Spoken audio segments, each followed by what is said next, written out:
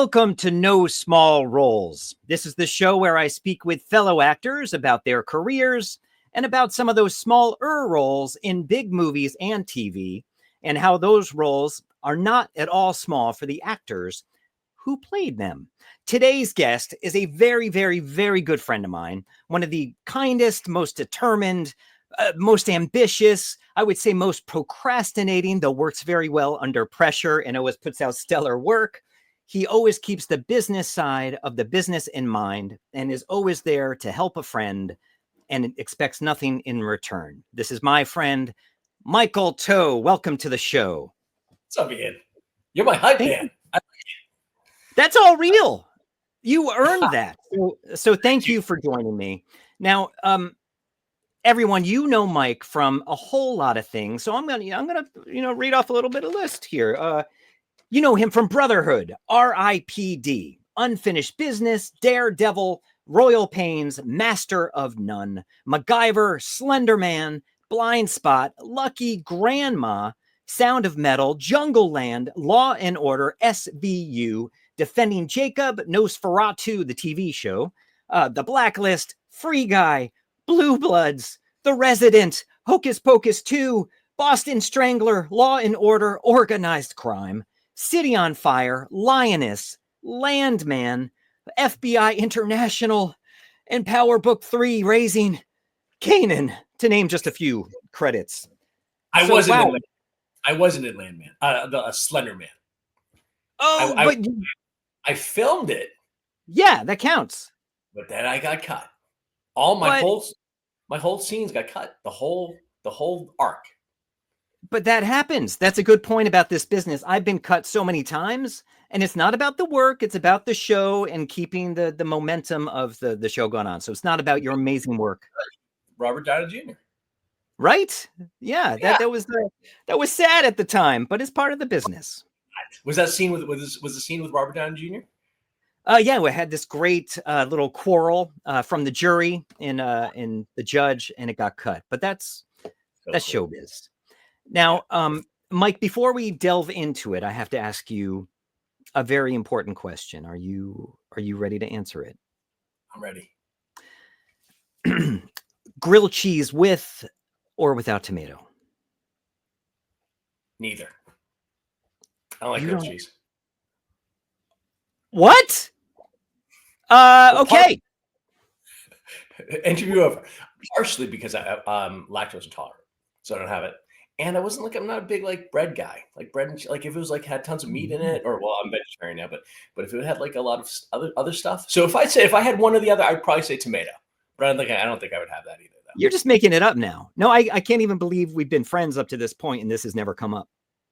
I'm going to continue this interview since I got up this early to do it. So otherwise I would be done. We're as of now, our friendship is done, but let's do the interview. What is that? No. What did that? No Tex oil. M-Tex oil. Oh, M-Tex. Are you in the oil biz? Landman. Oh, you were. That's that show. It's my Landman cup. It's my Landman cup. I want one of those. How'd you score that? That was a gift from the premiere. You fancy pants. You get invited to these things? I want to go to one of those. Well, we'll get to that because I want to talk about Landman and how that all happened. So I need to ask you other important questions. Now, you have been known as a financial advisor, a pickleball master. So why are you an actor? You're definitely too smart for this business. Yeah. Well, pickleball came after. Okay. But yeah, I'm a CFP. I'm a certified financial planner. I have a financial planning practice, and I've had that for 20 plus years, almost 30 years. Yeah, almost 30 years. You were 4 years old. You started that, right? Yeah, as your late 20s.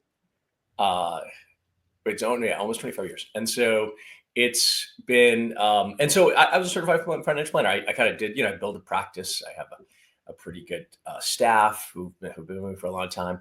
But at some point, it got to a point where I realized it wasn't all about money. It was much more about building a practice. It was much more about like the family stuff that I really love to do. And I wasn't, I like financial planning, but Yeah. I love the part of working with people. But a lot of the work is not all about people. Like, there's a lot of the behind the scenes stuff that I don't like as much. I love the interactions with families. Sure. But so I knew I needed to do other stuff. And I'm a person, you know me well with this. I do a lot of different things. And when I Yeah. do it, I kind of do it pretty intensely. And at that point, I knew there's something else I needed to do. I needed something else there. And so then acting kind of fell in my lap. Did you do acting like theater or something when you were younger, or it just came out of nowhere? No, I was I was like the actor as a, the theater kid in elementary school. So I was always I did all the stuff. I did a lot of sports and I did a lot of like instruments and stuff, but acting, I was always kind of like the lead in the plays, like that kid who's like, Okay. all right, the lead, all right, he's gonna be that. And I did that up to 8th grade. I loved it. So much fun. Oh man, up on stage. I always had a tough time. I had a tougher time when I was a kid growing up, in terms, not that tough, but just in terms of socially, more like I was always a really friendly kid, but I was kind of like, I was bullied sometimes. I was kind of pushed out of stuff. I was the only kind of one of the only few minorities in my class, but on Yeah. stage, I felt right at home. I felt right at home. Like, it felt like, That's amazing. say it. Did you find that the stage gave you a kind of freedom? Because I think if Yes. because I too was very shy. I wasn't, one of the popular kids. So I did not want to get in front of people. That was not what I wanted to do. But you found something else in there. Yeah, because sometimes I also have ADD, as you know, and so my mind goes all over the place. So sometimes when I have conversations, I'm like, oh, I'm thinking of this, thinking of this, thinking of that, and so sometimes I can't even form a sentence enough of this one train of thought. I'm always kind of thinking about this stuff. I'm thinking much more deep in something. It's hard for me to be Mhm. concise, as you can see. We're But fun in a conversation usually. We're like, phew, phew, phew. We can't keep on yes, track ever. but for theater, you're not. You have a set thing of lines, and then you don't have, and there's not anyone kind of cutting you off when you kind of go to. You kind of have your set of lines, and Mhm. you can really fast. You can do all different ways, but people don't wait. They wait until you're finished your lines for you to come in, so you have this time to explore. And it was a cool place. You kind of go to this other world and just be Yeah. this, embody this character. It was a very safe place. You could have fun with it. I loved it. I loved it. So Do much you fun. think that served your career in the financial business, dealing with people? Do you think that kind of made you more open to speak with people because you put yourself out on a stage, or is that totally unrelated? Totally unrelated. I'm very much a people person. I mean, Okay. yeah, I was definitely a people person already. So it was already kind of tied in. So So, you get into the financial advisor stuff, and how do you? I think you set up your family pretty well to, so you're surviving, everyone's eating, you got a home. How do you make that jump into acting, kind of back into acting from there? yeah, so I didn't do it after that. I thought it was kind of cool to, I thought sports was the way to, to be cool with the girls and stuff like that. But that was definitely not the thing. Tennis was not the thing. But it was it was not until my early 30s that all of a sudden Massachusetts had the tax credits. And so Oh, because they had tax credits, all the movies kind of came to Massachusetts. And I remember my brother one time said, "Hey, there's this, they're looking for some extras in the movie." And it was, talk about no small parts. It was an extra for the movie The Departed, Martin Scorsese oh yeah. and Matt Damon and Leonardo DiCaprio and Jack Nicholson. It was, Mark Wahlberg, or did you say that? Yeah. I didn't say that, but it was, so I remember going in and it was so much fun. Like, it was coming to see all these stars and and then I would talk about, when I the shoot at night, there was like hundreds of people waiting to see like Mark Wahlberg I'm and sure. not Mark Wahlberg, to see Matt Damon and Leonardo DiCaprio. And it was pretty awesome. Well, you're like, I want to be on the other. Well, you were basically on the other side of it, but you want to be in the limelight. Was that the part that? Sure, but I didn't. Yeah. I mean, sure, yes, I did. Yes, that's kind of my personality. But I didn't think there was anything to it. But I'm like, oh, it's so much fun. And this is like, you think of like doing numbers and kind of finance stuff. It's like very opposite sides of the brain. I'm like, yeah, Oh, sure. it's cool. And so I started doing stuff like that. And then pretty early on, my brother, who kind of got us started in all this stuff, including pickleball, he said, hey, he was trying to he was like a model at that point, and he's like, trying to do this. He never did acting as a kid, but so he wasn't the best actor, but he always get us started back on things. And he was like, hey, they're looking for like 2 roles for this show called Brotherhood, and they kind of need like these like kind of shadier kind of guys. So let's do it. And I'm like, nah. And so we put it off, and then like 2 weeks later, they kept putting out a email out or something. Yeah. And said, hey, we need these people. So I'm like, all right, we'll try it. I didn't, I kind of like had a little fun with it, and we both auditioned, kind of the kid, and just did it, whatever. And next thing you know, we got the role. And so it was a pretty big scene. There he is. Look at that. That's my brother there. It's with Jason Isaacs, who's from. I didn't realize that's your brother in the scene. That's my brother. Oh my gosh. Okay. Yeah. So cool. It's Jason Isaacs, who is Luke Malfoy from Harry Potter, the long gray hair. He was scary. He's also starring in White Lotus right now in a very complicated character. I don't know if you knew that. He talk about it. It was the greatest first real scene ever, because he pulls a gun on us and threatens us. And when you're in that scenario, we were supposed to be shocked and scared. There was no acting involved. He was intimidating. He was scary. Good. God, I'm like, and I didn't even. I mean, it was just normal reaction off the camera, though. He was really fantastic, very supportive. That was accented work, though, wasn't it? Yes, accented work. Spoke some Chinese in it when I kind of talked to my brother there. But that's not you do not have an accent. You're as American as they get. You're more American than me. Was that challenging, doing an accent? No. I think, it was challenging. Sure. I at that point, I didn't, it wasn't like now. I didn't put too much into it. I didn't think too much about it. Now, if I do an accent, I want it much more. I kind of did it without thinking too much about it. This here now, as we may talk about, a lot of my roles need to have accents, and sure. To me, I really need. To me, it's very important to kind of get the accent as close as I can to getting it correct. It doesn't work out that way, but at least my effort, my side of it, I want to give as much as I can to get it true. It's interesting when we're younger, because I was talking to Camille about this too, how we are fearless. We just kind of jump into things. We're like, whatever, I'm going to go with the flow, whatever. And Owen as well, talking about The Town. And now to think that we get a little more thoughtful and technical about things. I mean, I guess that's the experience. And you realize you want to do these characters, these accents justice. Yeah, well, there's a cast director that I remember talking to, and they said when they saw these younger actors, and they're like, oh my God, this younger actor was so good. First time doing something. They're so natural, so open, so perfect for camera. And then they would see them a year later after they kind of got this role, and they kind of would do more training. And all of a sudden they were stilted and very inward very studied and calculated. And they lose the spontaneity. Yeah. Yeah, that's one thing, trying to remain true to, especially self-taping, because we repeat and repeat. I mean, we can repeat and repeat the audition and totally just destroy any sort of spontaneity and energy. So to some degree, but I think the best actors can make it spontaneous and make it new every time. I mean, look at Broadway actors, right? Actors who do the same show 14 times or whatever, 20 times a week, and but they're doing it every time, and then yet every time they do the show, it's for people who've never ever seen the show for the first time. So they have to make it like it's just happening now. It's not their 100th time doing the show. And so I think you have to be a very good actor at that point to be able to make it spontaneous, to make whatever happens the first time that happens, or not something that's scripted. So I think that's a challenge of an actor. And keep it interesting for yourself too. If you're doing a production that's on every week, 7-8 shows a week, you want to make it fun for you. Otherwise, the audience can see you're bored out of your mind, just repeating lines. Now, before we continue, I have this segment that comes up later in the show that I call the kiss and tell. Now, Mike, in one word, could you share what your kiss and tell would be? And the kiss and tell is when we share a little behind the scenes dirt or a behind the scenes story. Now, do you have one word for your teaser? Got my pen. Magnetism.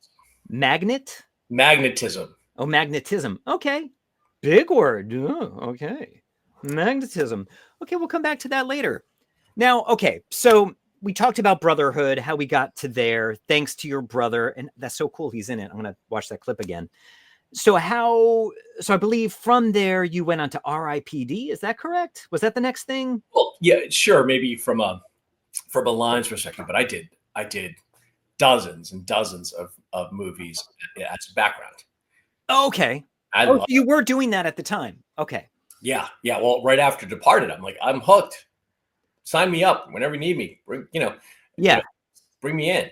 And so I loved it. It was so much fun. And then I was watching and I'm like, I could definitely do some of this. I'm like, yeah, I could do this. Yeah.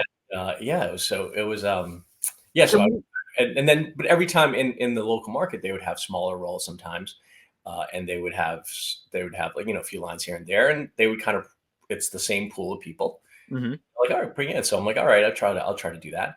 And I got, so I'd get a role here and there and be like, all right. And then I started training, and then, so R.I.P.D. came up. One question. Sure. Going back to the background work. Now, last night, someone forced me to rewatch Weekend at Bernie's, which for me is complete torture. I don't think I hate a movie more. I've never seen it. Don't see it. I know some people find it funny, and you were young when you saw it, so forgive yourself. But in the background, in one of the party scenes, I saw Skeet Ulrich. So he was doing background work, and he went on to do Scream and tons of other things. Can we find you in what's that? Yeah, no, go ahead. Can we find you in any of these movies like Brotherhood? Is there like a scene where like, oh, there's Mike in the background? Because that's kind of fun too. Oh my God, so many I can't even think of. Well, the movie 21 with Kevin Spacey. Okay. He is. There's a scene with him and this other actor, and you could see me when they're talking to Kevin Spacey or whatever. The Kevin Spacey on one side, you can kind of see me like right here. Okay.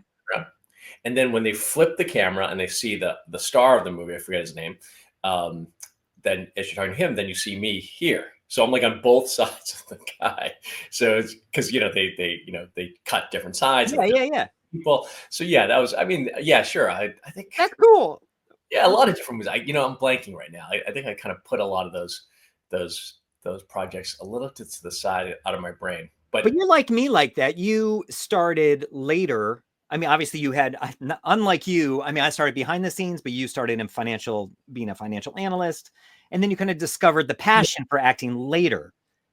Now, for me, I know that keeps it exciting. I'm still excited. It's kind of survival of the fittest. Not to say we're the fittest, but we still have that passion and that excitement for what's around the next corner. And a lot of people drop off. They realize financially it's unpredictable. But don't you love the fact that it's still exciting to you and you're still growing? 100%. I do think it's survival of the fittest. And I don't think it necessarily survival of the fittest in like a I'm the best way. No.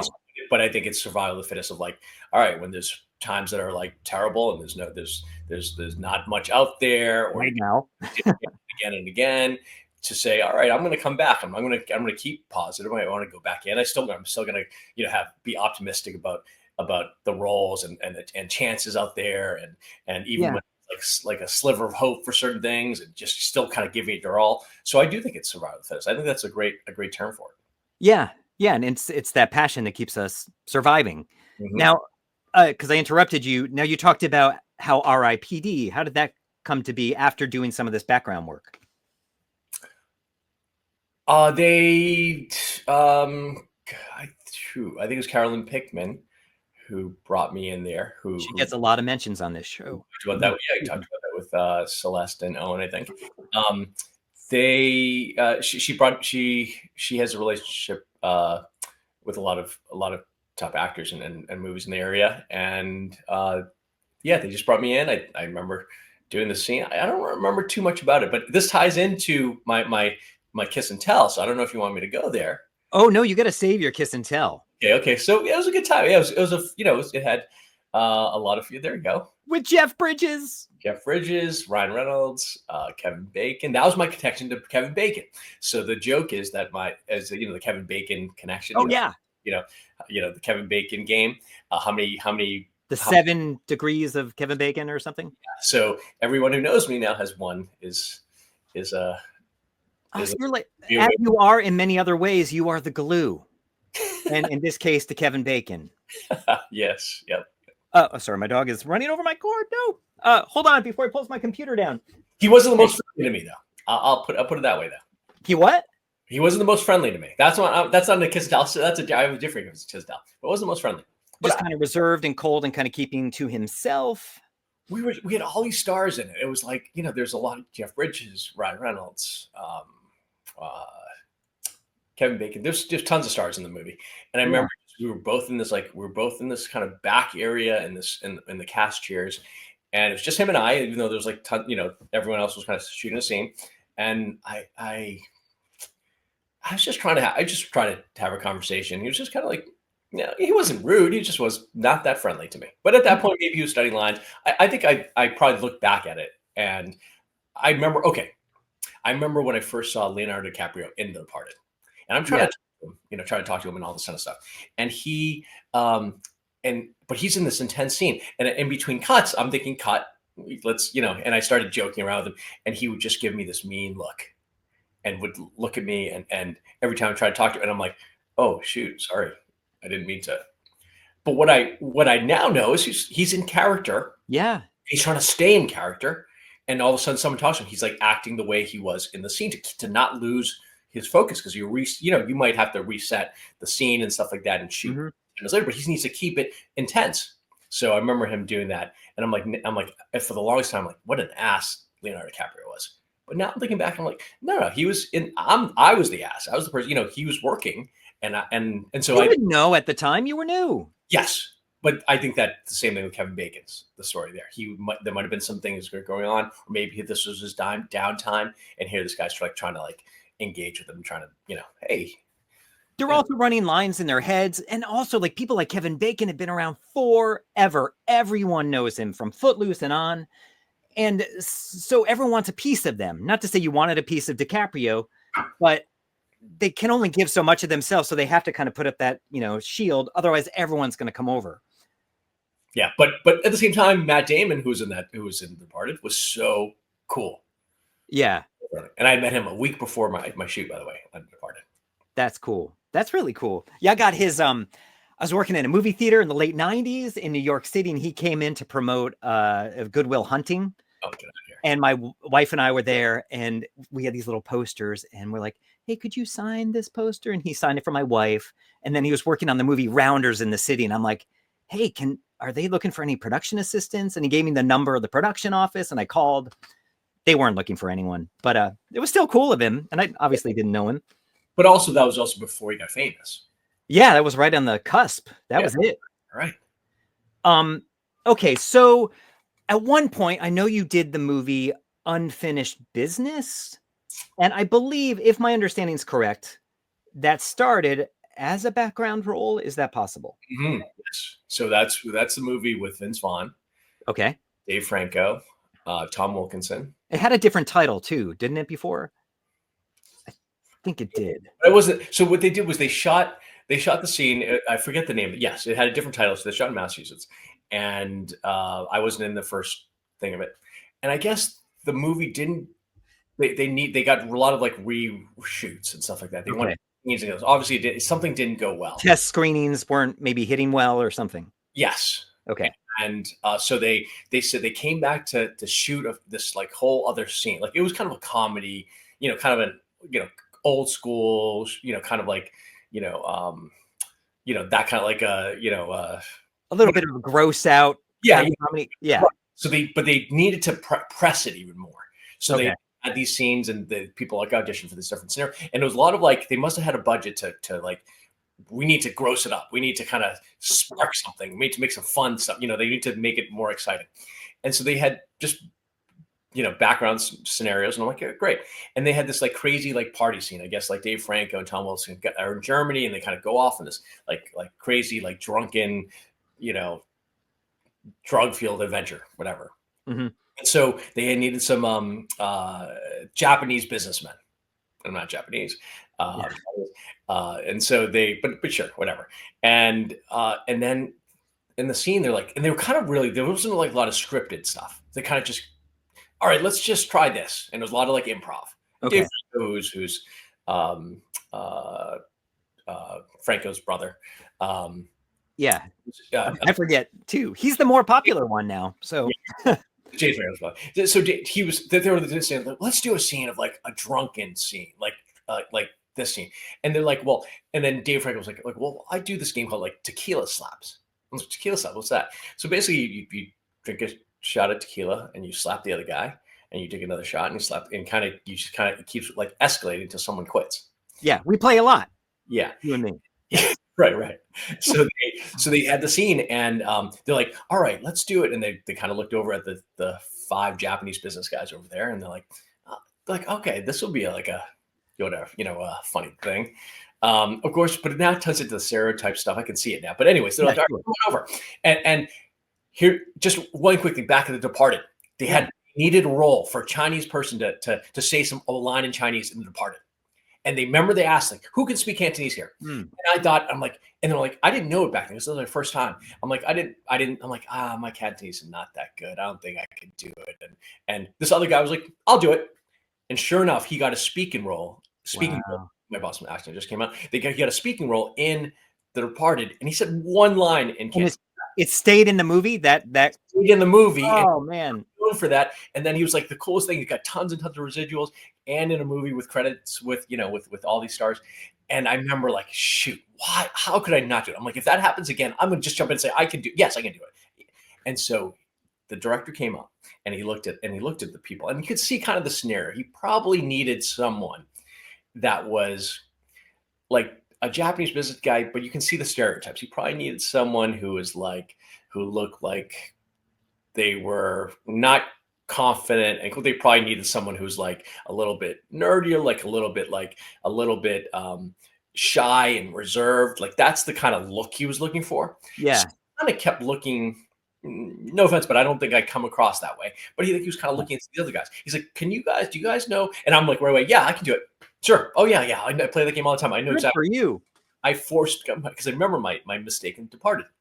And so he's like, so I'm trying to talk to him, and he's like, he kept looking at these other guys who kind of look more visually the part. But then I kept like, no, I could, and everyone else was kind of quiet.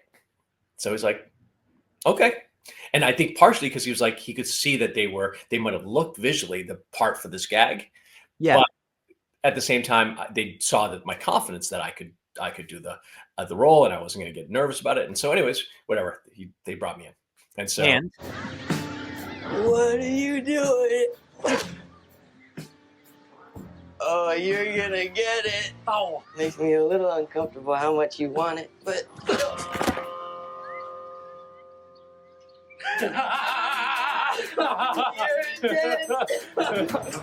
What the fuck is that? I trimmed that way down, but you're so good. Story with that is that that movie I only had the one scene, the slapping. It went pretty long. It really long. It did tons and tons of takes. Yeah. They finished that, and that was it. About a month later, they tested the movie, and at the testing in LA, they said, we love that Japanese business guy. We want him more. So then and I had no agent at this time, and they're like, all right. So they said, well, we need to do more scenes with him. So they flew me out to LA. Oh, wow. But the worst thing is when you get flown in as an actor, as you know, we get first class and accommodations. But I had no agent at that time. I didn't know anything. I'm like, fly me out, sure. So they're like, well, we wanted you to go out there, but I had this producer who screwed me over and took advantage of me. He was like, well, we don't have much of a budget now. And I didn't realize this was a multi-million-dollar movie. Yeah. And they need you, and they needed you for this. Me, I had no representation. They're like, well, we can't give you first class though. So can you sign off on this? And I'm like, I signed off on everything. Oh, so yeah, I didn't, money wise, all that kind of stuff. But anyways, I didn't care at that point. But the thing is, they did a full day in LA, all day. Dave Franco and I do all this crazy stuff in that bubble, in that hamster ball. We were falling off cliffs. We were in the middle of going through like down, it was like crazy stuff. And it was basically a full day of just Dave Franco and I doing all this crazy stuff. That a 20th of it got into the movie. Wow. That must have been Like you must have been flying high after that. But one thing back to the not. So did you get a hotel room? You got the hotel room. Yeah, they got that, but it was like, when they and if this happened to me now, it'd be, a really nice place. They would have had all this. Yeah. It would just have been treated right. But this, they you could say they're trying to save the movie, right? So they're trying to do this great, and they're like probably piecing together budgets, cutting every corner they can to try to make something out of what they. Yes, they still took advantage, and one of them was taking advantage of the guy who would have done it for free, right? That's what. Sure, of course, and we all would do it for free, but it is important that we need, and this is something that recurring on this show, we have to know our worth, which I know you certainly do now. Oh well, yeah, okay. You always get what you deserve now, I think. But here's the thing. Back then, they had this. So they were all doing this crazy scene. One scene, this is a drunken binge that we had. We wake up, Dave Frank and I wake up in the middle of nowhere. We don't know where we are, and this scene with Vince Vaughn and Tom Wilkinson, all the stuff at the end. Mm-hmm. He missed a meet. Dave Franco missed a meeting, all this stuff. So the Dave Franco was like, because a lot of it was improv. He's like, well, maybe, how about it be funny if I threw up? And then he goes, how about it be funny? And he's like, and he was actually, I think he's a fun guy. I liked him. He's like, well, maybe if I threw up, in the ball Japanese guy's face. Oh no. And he's like, would you be willing to do that?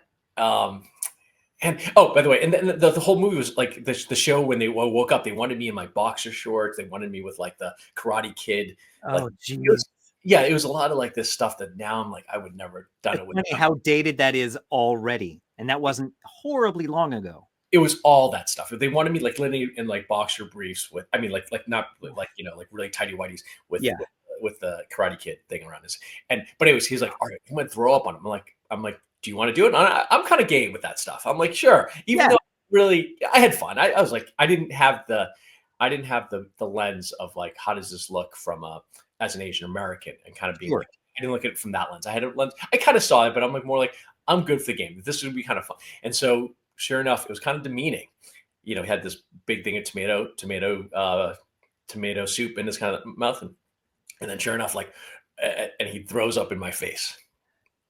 Wow. I would do it. I would do it today, but I know what you're saying. Multiple takes of it. And and it was kind of demeaning, it was kind of disgusting, and and it never made it in the movie anyways. Oh, did you get a vomit bump at least? No. No vomit bump. They should put that in a SAG contract. If you get vomited on, that's an additional $200. Yeah. Oh, maybe there's excerpts or deleted scenes we can find on the DVD. But I mean, good for you for being game. I totally understand why you said yes to all of it, because I think most people would. And it's hard. Obviously, in retrospect, there are things you're like, oh, that's not, Yeah, most people would, but that's why we have a union, because there's scenarios where you're in a vulnerable scenario. And I would have not have done that today without this. It's a very different scenario, because it's not just personal of doing something that, oh my God, how cool this would be. We, as actors and doing projects that are now seen by, millions of people. Yeah. There is also a repercussion of the way we are represented on screen. And so I'm thinking in a very different way now of TV film stuff and being on set than I did before. Before it was just, this is so fun. I'm cool. I'm down with it. Yeah. An opportunity. Yeah. There's more responsibility with every role. And it's changed that way for me. Absolutely. And that, which also brings me to not long after this, or maybe immediately after this, you made a film. I believe you co-wrote it or wrote it and co-produced it, but it's called East of Hollywood. Can you tell me about that? And that's your daughter right there on the cover. Yeah, yes. That's East of Hollywood. We did a mockumentary. This was 2016, I think. So I'd been in the business for quite a bit now, and it was a play in Hollywood. It was a mockumentary about kind of what it's like for an Asian American. I'm a fifth generation American, but in this, and I kind of played myself in it, and all the roles we had to do in Hollywood compared to the non-Asian actors there, and the difference of the paths. And it was, the difference between a male Asian actor and an Asian female actor. Asian females are so hypersexualized. Asian males are the opposite. And so it was a joke on that. And we we did really well. It got tons of in the circuit, all this kind of stuff. Here it is, like whatever, 10 years ago or 8 years ago. And then we just found out recently that this high school speech team, they used our movie as part of their speech contest. That was amazing. You shared that, and that it was they clipped parts of it, and they did this amazing performance on the speech thing was probably taking from a movie and doing acting out a 10-minute sketch of a movie, and they used our movie in it, and it was amazing. It was a great.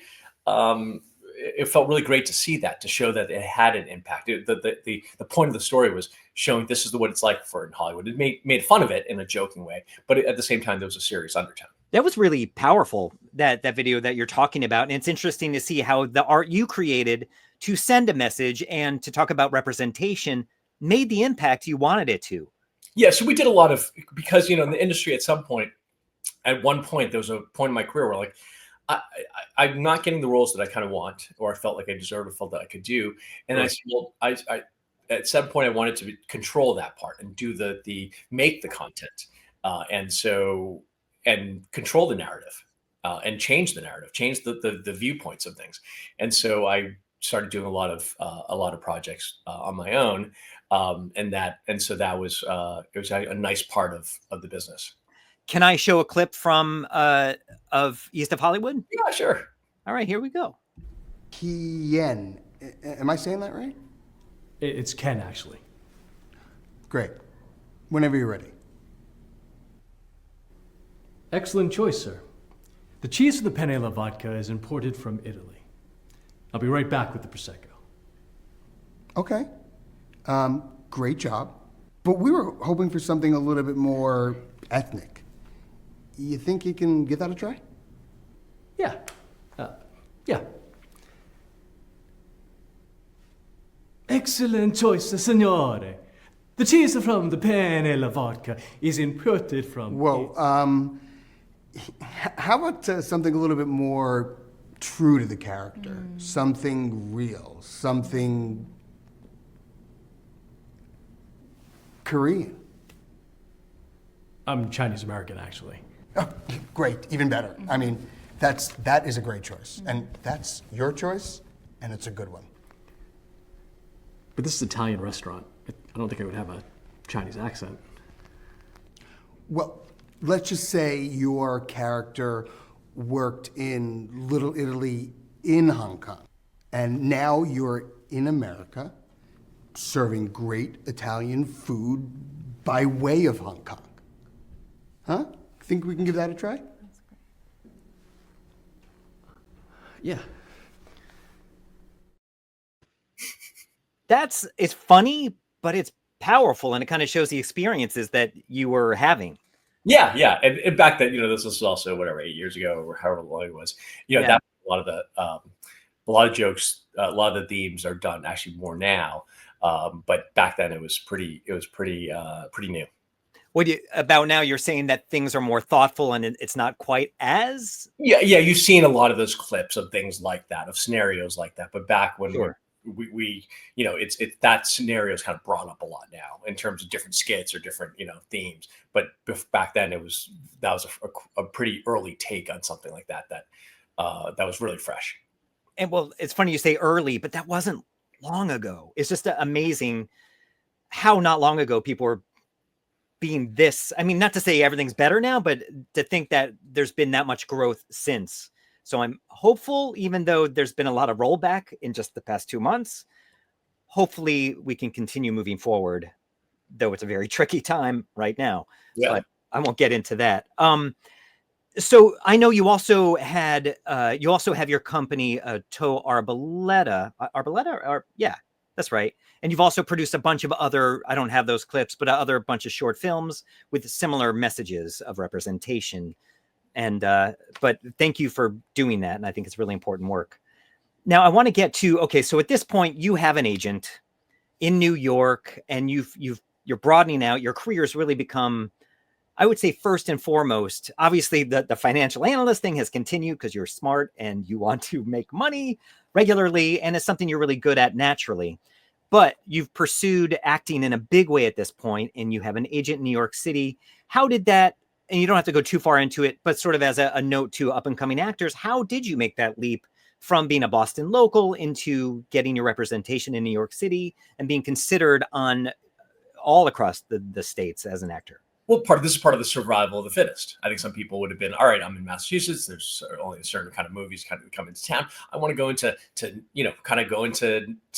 bigger markets, but it's so far away, I can't do it. And so New York is like, a different state, different area. So people mostly would give up. But to me, I'm like, no, well, two biggest markets, LA and New York. Hey, I can drive to New York. It might take 4.5 hours, 5 hours, but I could drive there. It's drivable. If there's some place in the country that you wouldn't be that close. I'm like, you just have no option. So I'm like, all right, if I can drive there, who knows? I mean, I have the flexibility in my schedule. I could do stuff when I could drive. I could drive down to New York. I could drive down. I could, have my assistant and help me with some of the work I had to do on the drive down. And so I'm like, all right, I'm going to make the trip. So I was doing trips to New York with no connections there, trying to get an agent at that point, and trying to make my way in this industry. And I'm like, I was doing these all-nighters. I had young kids. I was doing more all-nighters. I went to UMass, ZooMass, and I did more all-nighters as a 30-year-old than I did in college, which says a lot. And no one gets less sleep than you do and functions. I would die and fizzle. I would fall apart with the life is too short. There's so many things to do. And imagine like, all right, like this is like, who would have ever thought that I could be an actor? Like, especially, I'm like, as a career, and then all of a sudden these roles bigger and bigger and bigger. I'm like, I got to go for this. I'm going to have, this is the, like, I'm not going to let 4 hours driving stop me. And who knows? And at some point, I'm like, I'd be happy if the career had stopped at a certain point. But at that point, it was not. I kept, wherever I got it too, I kind of hit a little bit of a ceiling, and then I broke through. So I'm like, all right, I'm going to keep going until it actually stops. And then when it does, I'll at that point, I'll be happy to where it is, because it still was a, kind of a side hobby or side passion, but and it hasn't. So I'm like, all right. And then all of a sudden New York came, and then I started establishing myself in New York, and with the cast directors there, and what they could see what I could do. And the roles kept getting bigger and bigger and bigger until we hit COVID. And then when COVID hit, that I couldn't get as much as I got into New York, I couldn't get into LA. But then all of a sudden with LA, now you used to have, auditions in person. So you have people coming in. And so it's like, well, who can kind of get into the office to do an audition? We have 20 spots, 15 minutes a person, 10 minutes a person. You can see 8 people in 3 hours. You're not going to pick someone on the East Coast, let alone, from Boston, to get in. So you're not going to see those people, even though a lot of the big roles came from LA at that point. So then they were like, all right, well, with COVID, it became auditions on tape, on video, right? And so at that point, it didn't have to be, you had to be half an hour from LA to get in. You could be anywhere. And at that point, it became, well, who's the best for the role? Who's the best actor for the role? Which then, that gave me a leg up. To be frank, I think a lot of the actors, some of the actors who were kind of not pushing their to the next level, I think maybe coasted a little bit. And here I was hungry, and I'm going to train and do whatever it takes to kind of get the best of my craft there. And so it paid off. I kind of moved a little bit to the, to that next level. You're so, well, like I said, you are ambitious, you are determined. So I'll just show a few photos that you built up the career. In New York, you got a Master of None. You did MacGyver. I believe that was down south. You did Blind Spot. And like you said, with the self-taping, once we got to that during COVID, it takes out the stress of the logistics. You can just focus on the work without the distraction of the weather, the traffic. It's just do the job, which I think has been so helpful for me. Yeah. And I think the part of it to me was not as much the work it took from my side. It just evened the playing field. The people that they now want to take is now who they think is the best, actor for the role. Sure. I mean, there's other factors, but one of the best factors then was location. And that once the location part comes, is not in play, it opens the field. though I think this one project I'm about to show a clip of came right before COVID. I think from knowing you and having worked with you, and we'll get to it, but Mike and I, we have an actor group. There's maybe 8 of us, 6 of us, I forget. And we've been working very closely together since before the pandemic, just to help each other out and support each other, which I highly recommend for actors to do. But I think this role in particular was a turning point in your career. Okay. You can tell me if I'm wrong. 小帅哥会不高兴的，他这个人一不高兴，就喜欢伤害自己，是不是啊？哦，你看，小帅哥不怕痛，别人我就不知道了。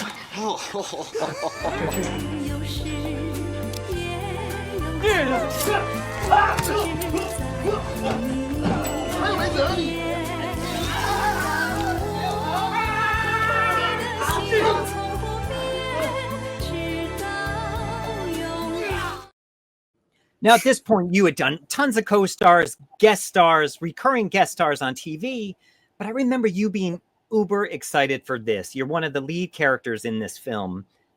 Am I wrong? Was this a turning point for you? Was this meaningful to you in the trajectory of your career?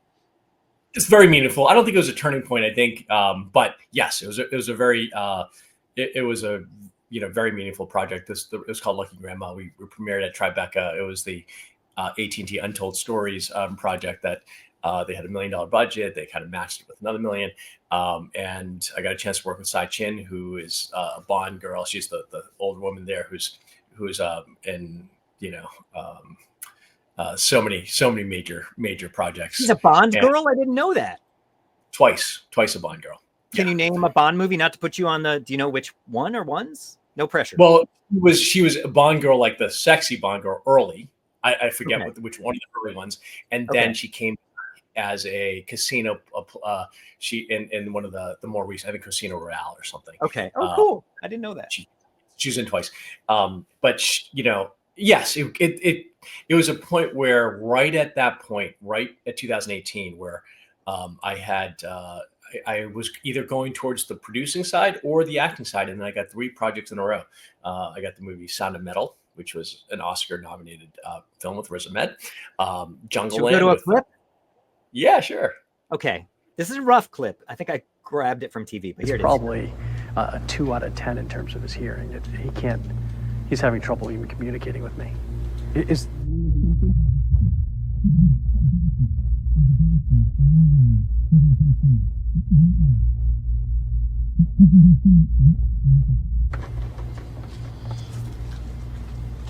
I gotta see a doctor. He can see you now. He can see you right now. Now? Yes. And you're so natural in there. You're just so human and just a real person, which I think is a testament to how good you are. It's funny when I see these things. I'm like, oh my god, I did that. I did this. There's so many things I critique. We all do that. But yeah, that movie was kind of cool. I didn't think of it too much of it when I did the audition with Darius Martyr, and I knew it was a good movie with Riz Ahmed. I heard there was some buzz it, but that was so close to getting to winning the best picture of the year, right? That was awesome. That was pretty cool, and to have that scenario, and Riz Ahmed and I hit it off. We had a lot of great conversations. But yes, I got that movie, Jungle Land, and Lucky Grandma all. At this point, I was in my career. I'm like, do I go towards the producing side or stay with the acting side? And I was in a trip I was in Asia, got all 3, and I cut my trip to Asia short. Left my family kind of there for another week. That's hard. But I knew that this, and then all of a sudden, right after that, Blind Spot came, and so at that point, I felt that my career really leveled up, and having a movie like Lucky Grandma, which gave me the chance as a lead, was very freeing, rather than kind of being kind of constricted to sometimes smaller roles. But this was a chance to really extend, and then having that balance with movies that were artistically viewed very high. That gave me a lot of confidence to kind of say that I could do it to this next degree. And you never know what's going to hit. You never know. Just like Owen in The Town and Jamie in Manchester by the Sea, you in Sound of Metal, you just never know what's going to be that thing. So obviously you went on, you've worked in, well, I want to talk about, you started getting into more emotional roles. You worked in Free Guy. You had a little quick bit in Free Guy. Law and Order, you played kind of a tough lawyer, but then you started doing more emotional work. But first, before we get into, actually, no, I'll do this. You had a scene in The Resident. Can you tell us what was going on with your character in that film? Sorry. TV show. Yeah, that was shot in Atlanta I was down in Atlanta for a few weeks. That was my wife in the scene gets hit by a car, and my daughter and I are at the hospital trying to see if she's, figure out if she survives or not. And it was pretty pretty emotional scene or episode, and my daughter in this fantastic actor, and we so I don't know what clip you have, but that's... Well, here, let's take a look. We left China with nothing, built a life here. The store was her idea. She's beat long odds before she will again. Where's my son? My wife got a call saying that he was here. Dad, those are the parents of the street racer that did this to Mom. He's on his way to CT. He's not staying at the gym. What kind of father gives a child that fast a car? Let's go somewhere else. So they don't have to face us? No. Look at us. See our pain. How's my mother? She was getting better, and now there's a hole in her artery. Mom pushed me out of the way right when the car... When this is over, and God willing, everyone is okay, we'll help rebuild yours. Thank you. But I believe it when I see it. Now, I remember, I believe at that time, because we were working in this actor group, that emotional roles were a little bit tougher for you. And you went, obviously you did a Hocus Pocus 2 where you were in a banana suit because it was Halloween. I can only imagine what it was like to perform in a banana costume. I think I personally would enjoy that. But we don't have to harp on that. I want to get to, so not long after this, I know you've done a lot more other projects as listed earlier on in the show. You got a huge opportunity to essentially be a series regular on a show for Apple TV called City on Fire, which came right after Hocus Pocus 2, I believe. Can you tell us what this character was and what this role was? And then I'll play a clip. Yeah, City on Fire is a Apple TV show made by the people from Gossip Girl, and it was I played a father of one of the main leads, Chase Sweet Wonders, who is in the show The Studio. She's really, really good, so good. Oh, wow. Okay. Seth Rogen, and I play her father, and then the show goes back and forth between flashbacks of this woman who gets this daughter who gets shot in the beginning of the scene, and my arc is with her the whole series, and how in the hospital in the scenario, and kind of dealing with potentially losing my daughter in the scene. It's very gritty, kind of pretty emotional scenes, and that's the arc of the show. For my. Well, let's play. I'm going to play a clip. This came in later in the show. Earlier, your daughter had been shot. She's been in the hospital. But this is one of the later episodes.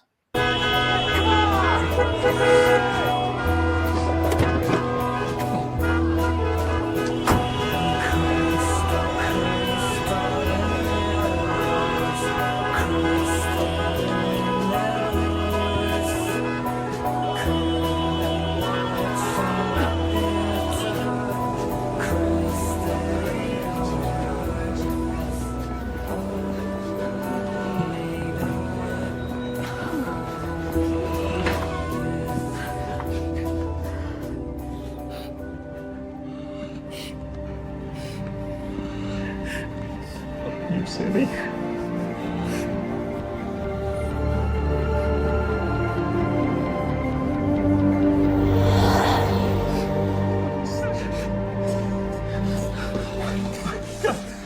Nurse! Sammy! Honey! Sammy!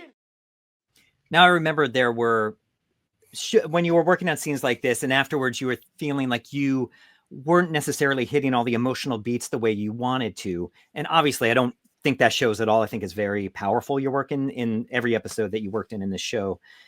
Now that this brings me to, and I can see that you're emotional now, and I don't want to grossly delve into personal things, but I know this is something you're open to speak about. So we've talked about this before we started rolling today. What came not long after this was an opportunity to work on the show Lioness. And tell me to shut up at any point. I remember I was helping you with an audition for Lioness before you knew it's a Taylor Sheridan show. And before you knew what it was and what it was going to be, and you had you had a role as a doctor, and you're dealing with someone's daughter, I believe, that was in a tough situation. And I believe I'd helped you record maybe 2 scenes.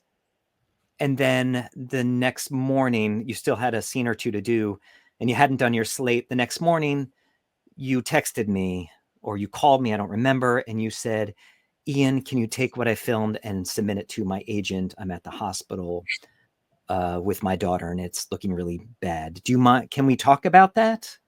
Sure. So City on Fire was about this scenario, and City on Fire was, was throughout the whole series was about me in the hospital with this daughter, and a month later is what the scenario you talked about. My daughter died in an accident, and the scenes that I had in real life were mirrored to the scenes almost every scene exactly in City on Fire, from the bandages on the head to me in the hospital. Unfortunately, what got me on this on that clip was that that had a Hollywood ending, and in real life, my scenario did not have a Hollywood ending, and I think it was all meant to be. I do think that what happened in the scene in my role in City on Fire was there to when you get into movies and things like this, you have to really put yourself in those scenarios. And I think I was in a scenario where I had to go through what I would be to potentially lose a daughter, and never knowing that would really happen in real life. But I do think that it happened as a gift from my Alana to prepare me for that. And so when a month later, I was in the middle of that scene with Linus, and it was 4 scenes. And I remember I went to go play pickleball. I just picked up the sport, and then we got the news, and then I didn't finish the scene. So I called you or texted you to say, could you you had the clip already, I think, or something. Yeah, I did. And I said, just send it. I was kind of in a daze. I don't even know what I did. It just felt, I don't know, in the middle at the hospital. I just said, send it. It was the unimaginable. Yeah. So you sent it. It's everyone's worst nightmare, obviously. Yeah. And you sent it. And the scene is with Taylor Sheridan's Linus. And about a month later, after my daughter had passed, I got news that I got the role, which was very shocking to me. And I think this is why I think it's all meant to be. I think roles are kind of meant for you sometimes. No, I do think that certain roles are really meant for you. And this role was meant for me. And if I remember correctly, casting was aware of your situation. I believe that they understood why you didn't include a slate, because you were dealing with the worst of the worst. And from my understanding, they held off in reaching out to you to give you this role, because they knew you were obviously right in the thick of the initial shock. Is that correct? Yeah. So I didn't know why they would pick me. Why would they pick someone who only did, we're so particular when we put in audition tapes, and every scene and every line. This was only half the scenes. There's no slate, there's no nothing. And the scene was the character is a friend of Zoe Saldana and Dave Annabelle's, friend of theirs, and their daughter gets in a tragic car accident where her friends die, and she gets brought into the hospital. What happened to my daughter? My daughter got hit by a car with her boyfriend and her, and my daughter died, and her boyfriend at that point was brought into they're both brought into the hospital in the same scenario. So here I am, the City on Fire was the father's side of the scenario of dealing with the daughter in a serious accident or serious scenario. And then this case was from the doctor's view of a person coming in. And Taylor Sheridan's projects are not done, like the ER or Grey's Anatomy. His stuff is done very real, tons of real hospital, hundred extras, ambulances, not doctors, nurses. It was a real movie type scenario, and with movie stars. Yeah, and here's the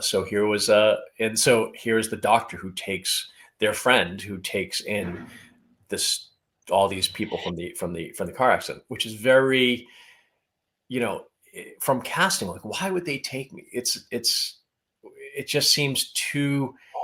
Even though he might have been right for the role, I'd say, why would they take me? I don't see it. I don't get why they would do it, because it was tough.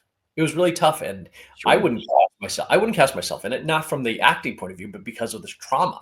This is essentially the same trauma that I just dealt with, the worst thing I could deal with in ever. Here it is a month later, and they cast me, and then I remember having a call with my team, my agents, and my manager, and I think they called me, I think, to see if I was ready for it and if I could deal with it. And they also, they wanted to give me the news, which was a huge deal at that point. And Taylor Sheridan is huge, Yellowstone. And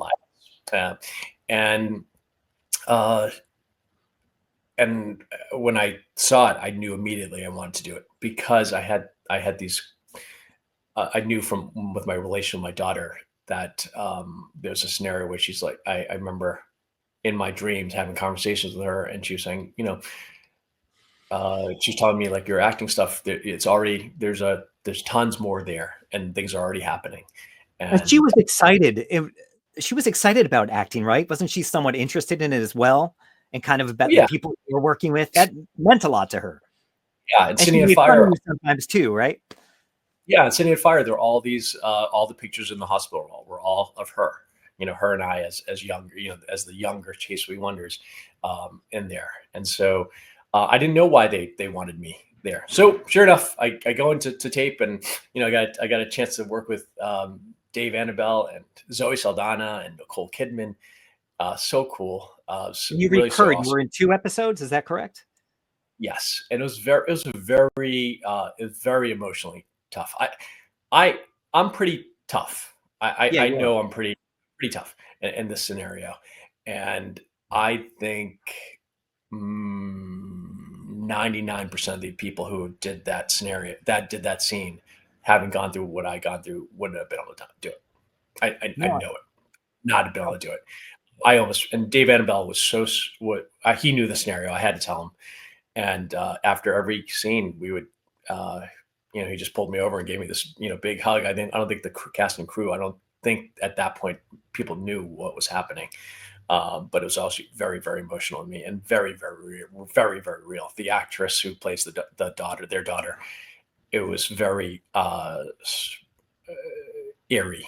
But anyways, I got the role, and I got a chance to work with these, Zoe Saldana, Oscar award-winning actress, Nicole Kidman, who I grew up with loving to work, and she gave me I remember her talking. We talked about Rabbit Hole.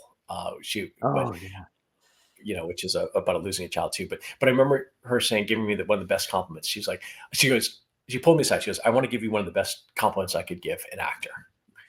And she's like, you were so believable. And that's the number. And if there's one thing I could say, the biggest compliment is that. And I'm like, I thought that was, I felt, really good about that. And, but still, I didn't know really why they still picked me. I thought it was fate, left it at that. And, and then sure enough, after Linus came out, it got really good reviews and top stuff. Before we move on, though, I want to play a clip of it. I feel you moving on, but hold on a second. Can I play a clip? Sure. All right, here we go. This is Lioness. Neil. Alan, Hi, Joe. So she's in recovery. The procedure went well. There is considerable soft tissue damage, but doesn't appear to be significant nerve damage. The procedure is called an open reduction internal fixation. How long will it take to recover? We have to look at healing from 3 different perspectives: the bone itself, the soft tissue around the bone and procedure site, and the incision itself, which is fairly substantial. Just tell me what a year from now is like for her. Honestly, I don't know. I don't even think we could see Nicole Kidman in that scene, but she was there. There's your puppy. Sorry, she was in the beginning part of that. Now that's trimmed way down. You're in it much longer than that. But you also made a really close bond with the male actor there. I believe behind the scenes, he knew your story, and you talked about these things. Yeah, Dave Annabelle, fantastic guy. I couldn't have been able to do those scenes, the earlier scenes there. You didn't show the hospital scene, but I couldn't have done it without him. He's in Brothers and Sisters. His wife is Odette Annabelle, a series regular on shows too. But yeah, it was. But you can't tell.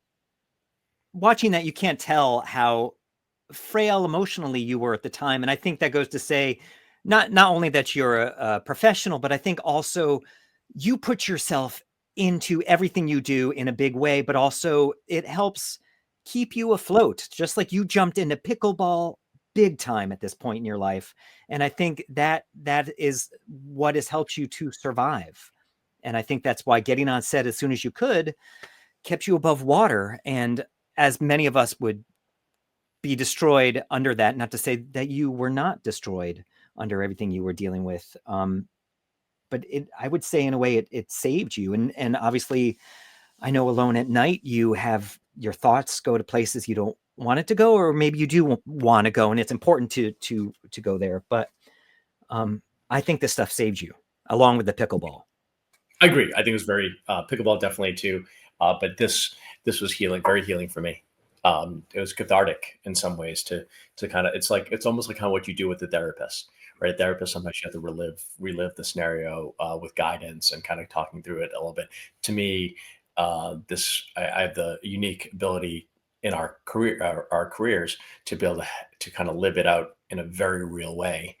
And even though it wasn't directly from the father's side, but even from the hospital side, being empathetic to a father who's kind of scenarios like that kind of put me right in that world. And to me, that was healing. It was a healing process. And I also think it's fully fate, which, as we talk about Landman 2, I think connects to all of this. Yeah, tell me how. So this is a part of the gift part, I think, that Alana granted you, along with the role in Linus. Can you go on to what that brought next?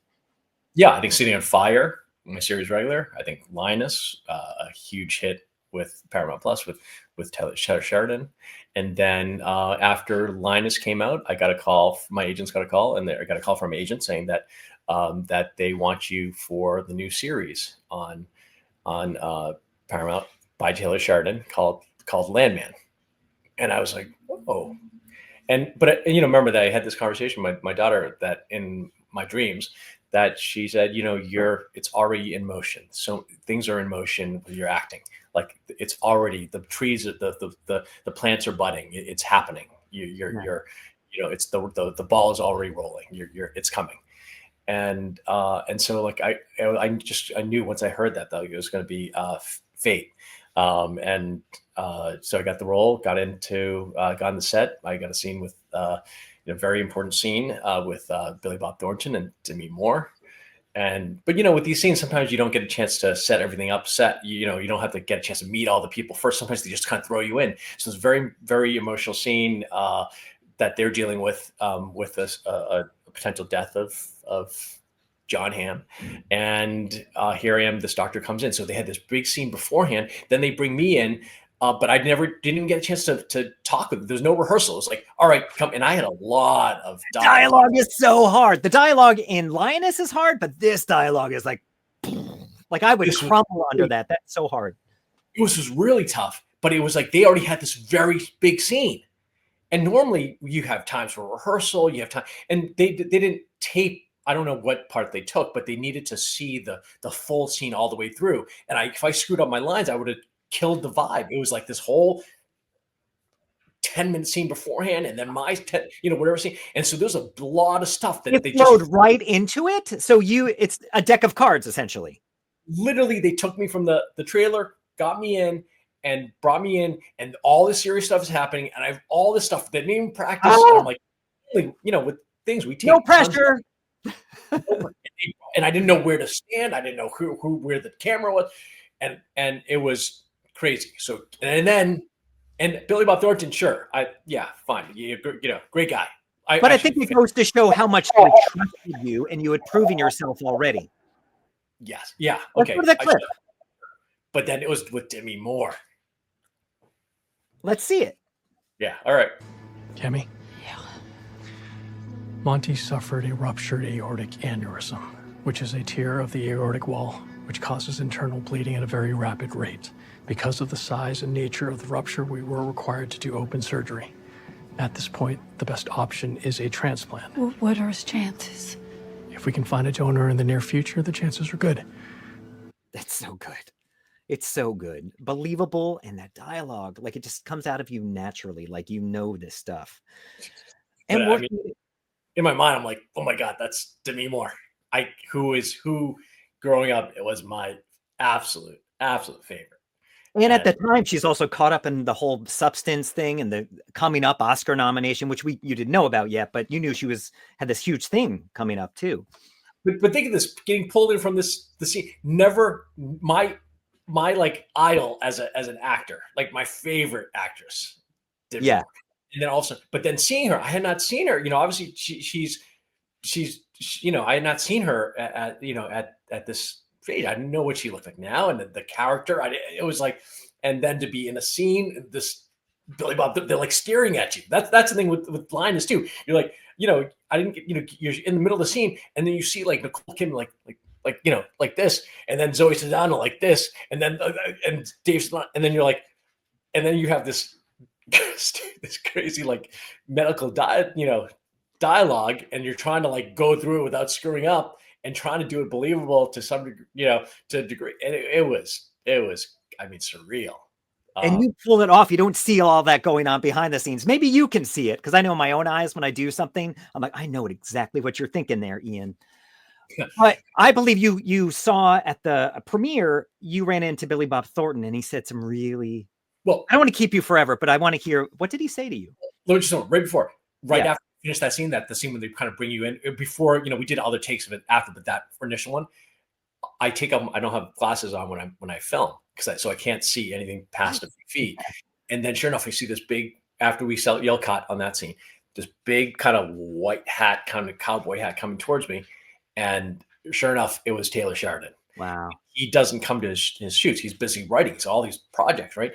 And he was like, Michael Taylor, I just want to tell you that, you did such a good job for me in Lioness. And when I had you, I knew I wanted you, and I knew I needed you. I knew I needed you back. I want you back. Anytime we have a scenario where there's a scenario, I want you to bring back for your series.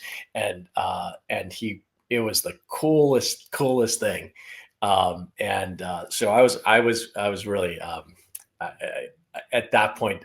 Now thinking back, I think what happened, I think it was meant to be, but I do think that they got the tape to Taylor Sheridan, and I think they probably went through with Taylor Sheridan and say, hey, this guy is in the scenario. He had a real loss that's very close to the scene that's happening here. The tape from Lioness, as you're talking, because you didn't audition for Landman. Correct. They offered me, right. Yeah. Taylor Sheridan gave me that role directly, but I know it was from him. And I bet what I think happened was Taylor Sheridan said, no, we want him. And so I think that's what happened, because I don't think casting would have brought me in too serious or too big of a role and too serious of a role to cast someone who just went through the same trauma. Yeah. So, and this is again Alana playing her part. Yeah. So then Billy Bob Thornton, the premiere, we a bunch. I got a chance to see him in this band. He came I got a sneak preview of the show, and then we were at the premiere, and he just really had some really cool things to say, such really nice. That's stuff you earned. It's not like, oh, these superstars are just being nice. You earned every place you were and everything they said. That's because of you. That's because of what you did. So I think it's not surprising because I know how dedicated you are and determined and just good. You're just a good person. I don't want to keep you forever. So far, this is my longest episode because I know you so well and I know a lot that I want to share. Can I just play one more clip? I'm not going to. You're coming up in Power Book 3 again. I'm not going to play that unless you really want me to, but I want to share your Law and Order Organized Crime, which you were the arc of the whole show. The story was about you trying to track down your son. And this is, I believe, the second or third scene in the show where they're holding you and trying to get you to help find your son in this organized crime group. Here we go. Would you trust someone else to find them? When we're dealing with a very dangerous gang. Bo was 2 when we lost his mother. I would not have made it without him. He would not have made it without me. You understand? I want people to seek this episode out. I don't remember what episode it was, but it was last season, not the current season. And you are the whole episode. Beautiful, beautiful, powerful work in there. There's also humor, so it's not all tears, but it's just so good. And it's a treat for people to see, I do think. Thank you. That's season 3, episode 17. And that tied in. That was another scenario post my daughter passing.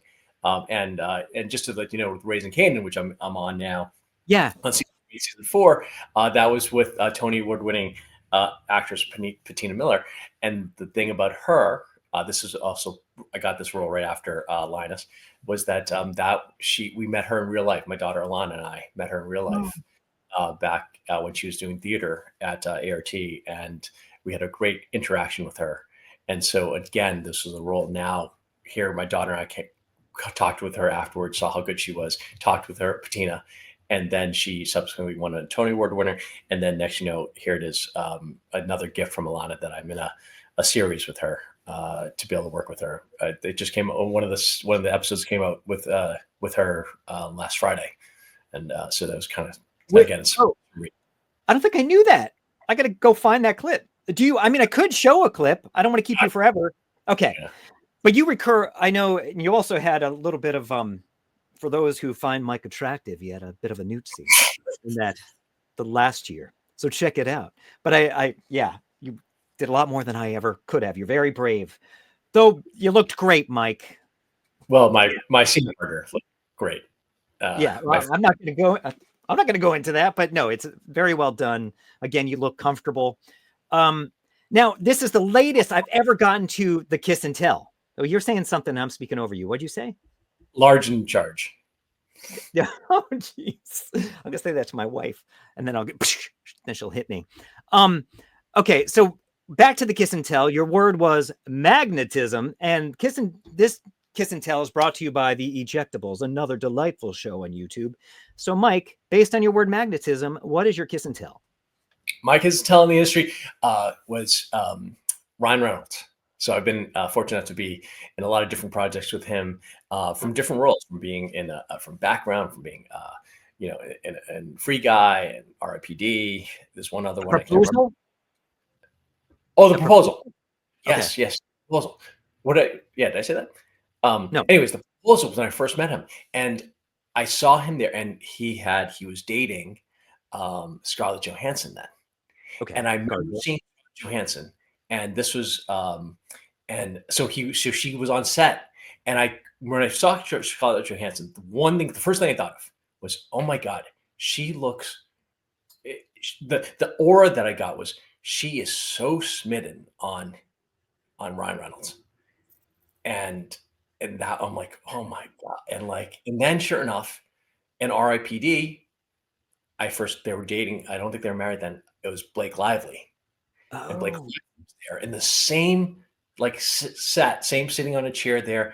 And I look at Blake Lively, I'm like, oh my God. The first thing I got was, oh my God, she is so into Mitten again. And my co-star in my scene with Ryan Reynolds and Jeff Bridges. Jeff Bridges. She was like, I love Jeff Bridges. He's my favorite. And I'm like, well, we're going to be with the scene with Ryan Reynolds here. Ryan Reynolds will be, that was Chris Everett. Ryan Reynolds is going to be in that scene too. And she's like, nah, he's a kid. Sure enough, she meets Jeff Bridges. Great. All of a sudden, the scene comes in. We didn't get a chance to meet Ryan Reynolds before the first scene. And then all of a sudden, after the scene, he goes, Mike, Ryan, Mike. And then he looks over to her. And then all of a sudden, it's a different vibe. He just kind of, he kind of goes over. It's like those Crest commercials. He's like, he does a smile. It's like, and she's like, oh, he's a kid. Ryan Reynolds, Jeff Bridges is my favorite. And you can see her just like, she just fully. And afterward, I'm like, hello, Chris, wake up. After they left you, what about him being a kid and Jeff Bridges being your hero? She's like, Jeff.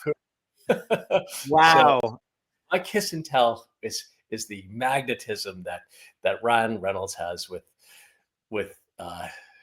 females on set, and maybe others do on set. I mean, that's cool, and that's lasted. So you witnessed the moment that would lead to their children, and this romance that continues today. Yeah, well, then when I saw him in Free Guy, he was, it was a different vibe from Blake, because at that point they had kids, mom, all those strollers. It was a very different vibe from her at that point, which then, well, there's a whole different conversation about the Blake or Justin. I have thoughts on that, but that's or whatever. For the next episode, that'll be your next kiss and tell. Now, I should let you go, but I want to ask, I think we have a lot of cherished moments. I think you've shared a lot. Any specific advice and any hocus pocus you have? So before you get on set, is there anything that you need to do to be prepared? And any sort of advice that you have for up and coming actors before I let you go? Any things that I prepare for, I think I need to really know the lines inside and out to be able to really explore. And if you're thinking about lines in the middle of a scenario, it's just shooting in Budapest and kind of thrown into a scene with a lot of dialogue too. And if you're not fully set with those lines, and then you're set, it's very hard to really be present and all the things that are thrown at you as an actor. So you have to be, that's the stuff that you can really prepare inside and out, and prepare it under pressure, to be able to handle it under pressure. I think that's big. And any advice for actors with your lines too, like be able to take your lines different, take direction, and be ready to go a different way with it. Exactly. And so that's my that's how I prepare, and also my advice to actors. Also, I think it's really important to, like you said, the survival of the fittest. If you felt like you are meant to be in this industry, then you kind of have to go through a lot of tough times. But at the end, who knows? It could be very, very fulfilling. It's those high points that keep us chasing it. But anyway, thank you, Mike, for coming. Is there anything you want to promote? Raising Kanan, right? Yeah, Raising Kanan. Okay, so do we see you in a few episodes in the latest season? Yeah. Yep. Okay. Are you naked again? I was naked in season 3. Season 3. Season 4, different. Well, no, at this point, you'll probably hear I get killed in this episode. My character dies. Can you say that? Can you tell us? Yeah, because it comes out. The episode would come out that night when this airs. Oh, okay. So I get killed on. I get killed on scene. Sorry for your loss of you. Yeah. Sorry. Well, that's sad, but yay. So look for him in Power Book 3, Raising Kanan. There's also a short coming out called Cherry Colored Funk, I believe. That we are in. Yeah, that's doing really well. It's running all the festivals, so that's cool. So keep an eye out for that short. Mike is amazing in it. I was on set with him. Incredible work, for real. And also, I want to. Sorry. Go on. Really big project that's coming out that I got cast in for this summer, so I can't wait. I'll be traveling all over. I'll tell you, but that's a big project. Okay, cool. We'll be looking for that, and also keep an eye for him on the pickleball courts, where he is amazing. I went to watch him once, and I have no idea how to play, and he gave me a racket. Thank you, Mike. You're really amazing. Anyway, I wanted this one last thing. As your daughter Alana had passed away, your other two daughters, set up a GoFundMe for allergies, which I think is something your daughter Alana had suffered through, as she was passionate about, trying to help people with allergies. So can you just quickly tell us what this goes towards, and then I'll post it. You really don't have to do that. But it's she was very Alana had allergies her whole life, and she really focused. She worked with kids in terms of allergy awareness, helping. She went through all of it at school and not be able to join for parties, and in the danger of having severe allergies. Life-threatening allergies, and so she was very passionate about helping others with allergies, and so that's what that goes to allergy research. That's not money for your family; it's money for research. Yeah, it goes for things that she cared about, projects that she cared about. Yeah, okay. So we've done Rosie's Place, we've done the New England Chinese Youth Summer Camp, we've done FAIR, which is an allergy research group, the Broad Institute, which does allergy tests and things, new research and stuff. So yeah. I'm going to show one last time. Look at the link for the GoFundMe. Of course, if you can spare something, do not feel pressure, but it would be, lovely for the memory of Alana if you can. So Mike, thank you very much for joining us. This has been amazing and lovely, and I look forward to seeing you in our little actor group to continue doing our hard work in this business. Let me play our exit song and stay on to say hello right after, just to me, and we'll say goodbye to these people. Bye, everyone. Please like, share, comment, and join us next time. Here's our little theme song. Thanks.